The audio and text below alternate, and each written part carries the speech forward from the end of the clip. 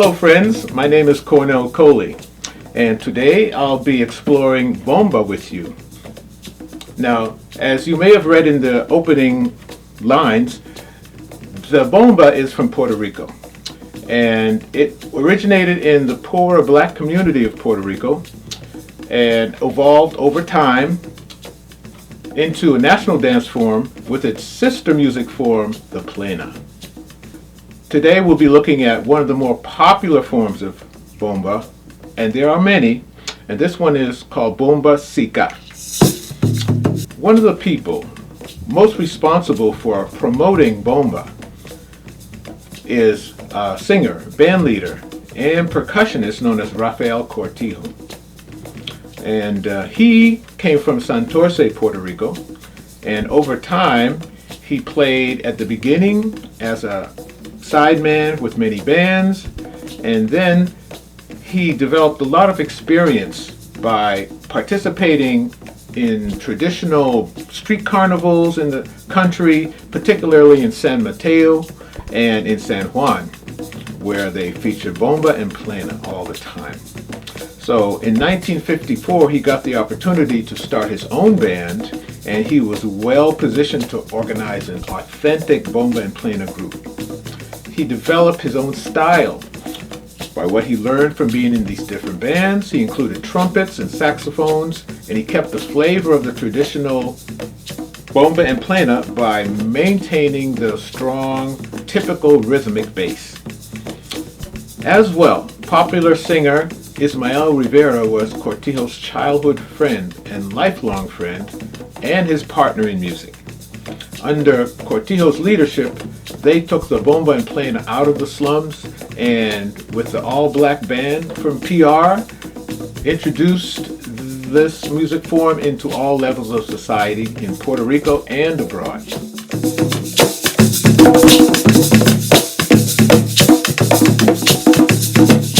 There are basically three types of instruments in bomba: the drums, the sticks, and the maraca. We're going to get into them all. First, the rhythm itself on the drums is played in even time. We call that 4/4 time. It's the most popular time for music, for dancing especially. And I'm going to count it off using my trusty companion, sidekick. This red thing takes the place of two fat hardwood sticks known as claves, and it's meant to sound like wood. I'm going to play it with my foot pedal just to keep the time. And then we'll look at how you make the sounds on the drum. Very quick lesson here. You want to be able to make a bass sound. I'll tilt the drum so the sound can come out. Hand, push down, bounce off, right in the middle, the whole hand. Then you want to get a slap sound where you would take your fingertips, not the tip top, but the top joint, and all the fingers, little pocket of air here, and whip it down, leave the fingers on the drum. Then you have the bass, slap. Now the third one would be the tone. To get the tone, you want to take your whole hand, straight but relaxed, where the fingers meet the palm. You line that up with the drum, the edge of the drum, and you bring it up from the elbow and down, bouncing it off. Don't leave it there. And when you practice, use both hands.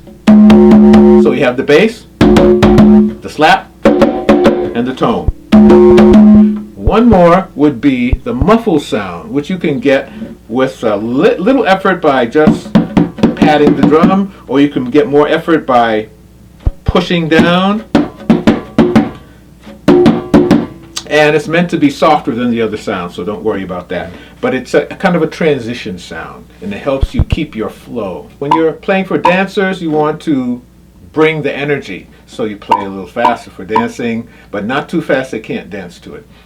Let's do it at a slow instructional speed. 1, 2, 3, 4, 1, 2, bass, bass. Okay, first note and the bass, bass. 2 notes more. Bam. Now the third and last note, which makes 4 notes altogether. Okay, so you have that.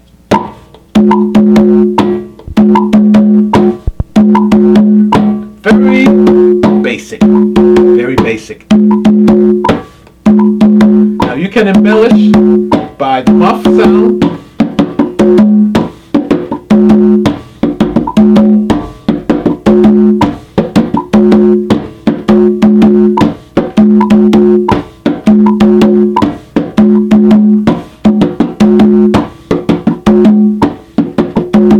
So let's play a little faster.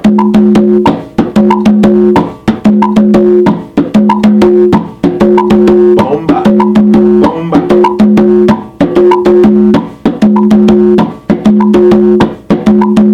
You can play along with this.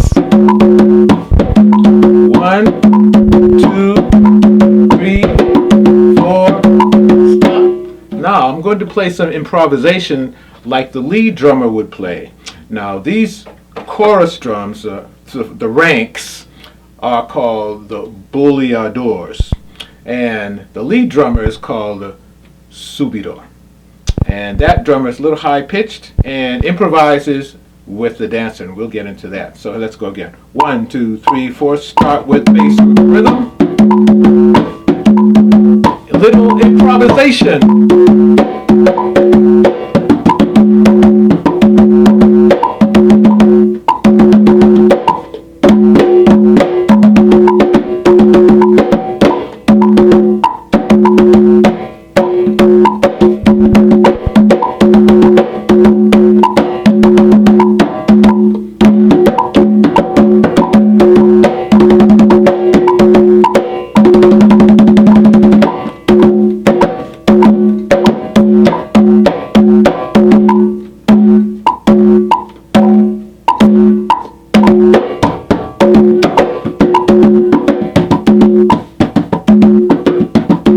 Okay. 1, 2, 3, 4, stop.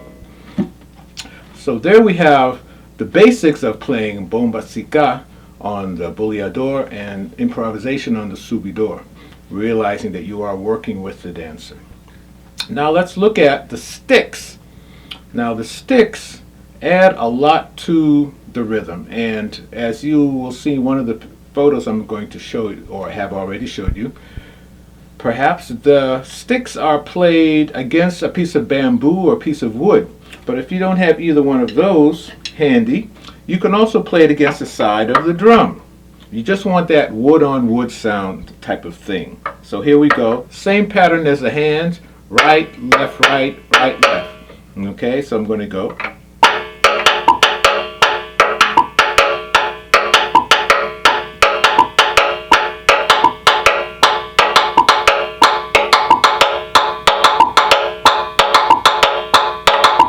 Right, left, right, right, left.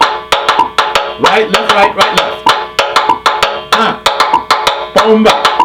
Ha. Bomba. Ha. 1, 2, 3, and stop. Well, the stick pattern follows the hand pattern, and if you have different hand patterns, the stick pattern may vary. So be ready to learn new things when you sit in with a bomba group and people have a rich experience to offer. They may want things a little differently from what you learned. Let's look at the maraca. The maraca. One maraca can be held down here or with more control up here in the middle. And I like to hold it closer to the middle so I can control all the beads so they move as one. Now you don't want to drop it only. You want to bring it up, get a sound up there, and then down too.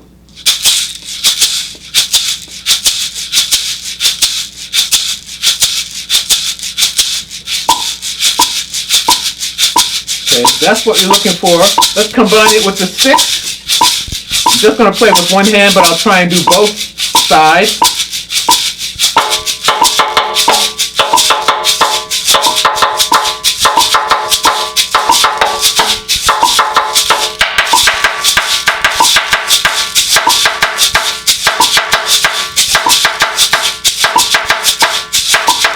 Bomba!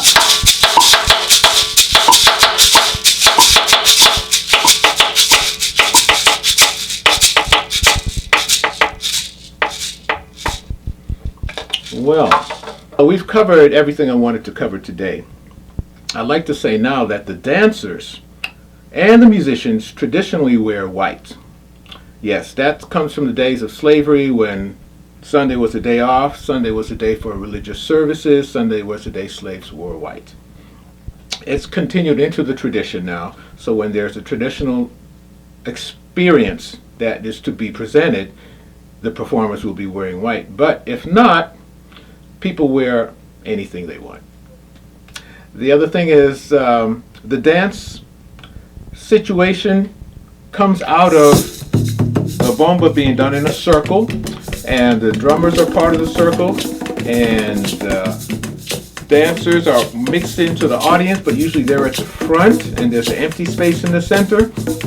Into that empty space enters soloists, one by one, male or female, and they bring their steps up to the lead drummer and they start to dance. They use a vocabulary that is derived from the culture. It has meaning, so they're not doing any old thing. But people who are there are understanding, for the most part, what the dancer is doing. And of course, the more you're seeped in the culture, the more rich the experience is for you, and the more you appreciate a skill that's being demonstrated. So look out for it, and I hope that you'll continue to enjoy Bomba even more. Thank you.